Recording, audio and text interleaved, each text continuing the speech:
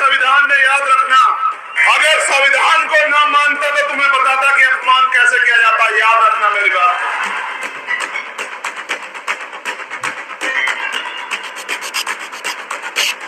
चंद्रशेखर आजाद रावण जी इतने डरपोक हैं जो आपकी धमकियों से डर जाएंगे। चंद्रशेखर आजाद रावण फौलाद है, वो आग है, वो व्यक्ति डरने वाला। नमस्कार, आदाब, सत श्री अकाल, जय भीम, जोहार। मेरा नाम है कन्हैया कुमार। साथियों, मुझे आज समझ में नहीं आता कि आखिरकार लोग धर्म के नाम पर इतना चिढ़ने क्यों लग गए हैं। चंद्रशेखर आजाद जी को, एक सांसद को, एक बहुत बड़ी धमकी मिली है, लेकिन क्या इन लोगों को लगता है कि चंद्रशेखर आजाद रावण इतने डरपोक है जो इन लोगों की धमकी से डर जाएंगे। जिस प्रकार से आपने देखा कि जो चंद्रशेखर आजाद जी थे, उन्होंने कुंभ को लेकर के एक बयान दिया था, वहीं आपने सोशल मीडिया में लगातार देखा कि भर भर के चंद्रशेखर आजाद जी को गालियां देने लगे। साथियों, वास्तविकता जो थी वो चंद्रशेखर आजाद रावण जी ने कहा, और ये बात सत्य है कि आज भी यदि कोई मर जाता है तो उनकी जो अस्थियां हैं वो लेकर के प्रयागराज जाया जाता है, ताकि लोगों की ऐसी आस्था है कि उसको जाए और जो उनने पाप किए हों वो धुल जाए। इसी चीज को लेकर के चंद्रशेखर आजाद जी को घेरा जा रहा है। चंद्रशेखर आजाद जी के बयान पर लगातार आपने देखा, कोई मुड़ काटने की बात कर रहा है, तो कोई उनको जान से मारने की बात कर रहा है, तो कोई उनको संसद में घुस करके मारने की बात कर रहा है। अरे क्या चंद्रशेखर आजाद रावण जी इतने डरपोक हैं जो आपकी धमकियों से डर जाएंगे? चंद्रशेखर आजाद रावण फौलाद है, वो आग है, वो व्यक्ति डरने वाला नहीं है। जिस प्रकार से गीदड़, मैं इन लोगों की मानसिकता को सोचता हूं कि आखिरकार कैसी मानसिकता के लोग हैं।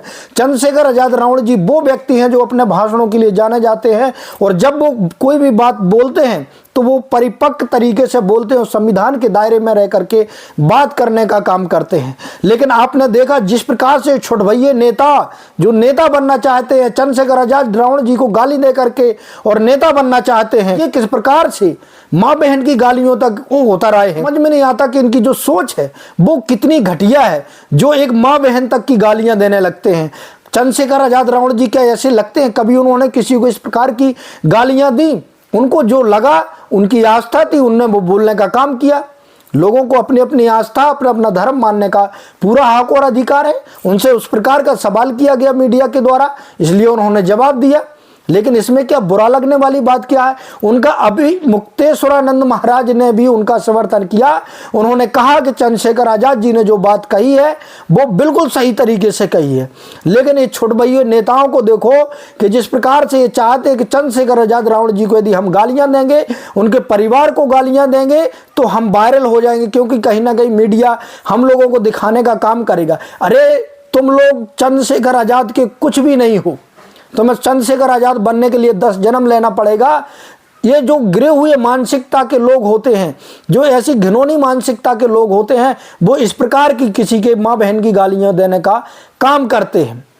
जो संविधानिक व्यक्ति, जो संविधान के दायरे में व्यक्ति रहता है, जो पढ़ा लिखा व्यक्ति है, जो समझदार व्यक्ति है, वो कभी किसी को गालियां नहीं देता है। वैचारिक मतभेद हो सकते हैं, वैचारिक लड़ाई हो सकती है, लेकिन किसी के परिवार को इस तरीके से गालियां नहीं दे सकते। ये छुटभइये नेता को देखिए कि किस प्रकार से गालियां दे रहा है, और लगातार चंद्रशेखर आजाद जी को मारने की बात कर रहा है। चंद्रशेखर आजाद संसद में घुस करके मारने की बात कर रहा है कि चंद्रशेखर आजाद जी को संसद में घुस करके मार दिया जाएगा। अरे तेरे जैसे हजारों लोग आए हैं चंद्रशेखर आजाद जी को मारने वाले, और क्या ये कानून व्यवस्था बिल्कुल ध्वस्त हो गई है जो आप संसद में घुस करके किसी एक सांसद को, चुने हुए जनप्रतिनिधि को मारेंगे?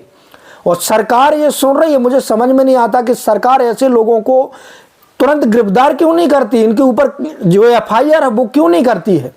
जो ऐसे लोग जो अभद्र भाषा का उपयोग करते हैं, जो हमेशा सोशल मीडिया के माध्यम से वायरल होने के लिए कुछ ना कुछ अनाप शनाप, किसी भी नेता, मैं कहता हूं बीजेपी पार्टी के व्यक्ति लोगों की किसी प्रकार से विचारधारा हो सकती है, कांग्रेस पार्टी के लोगों की किसी प्रकार से विचारधारा हो सकती है, बहुजन समाज पार्टी के लोगों की किसी और की विचारधारा हो सकती है।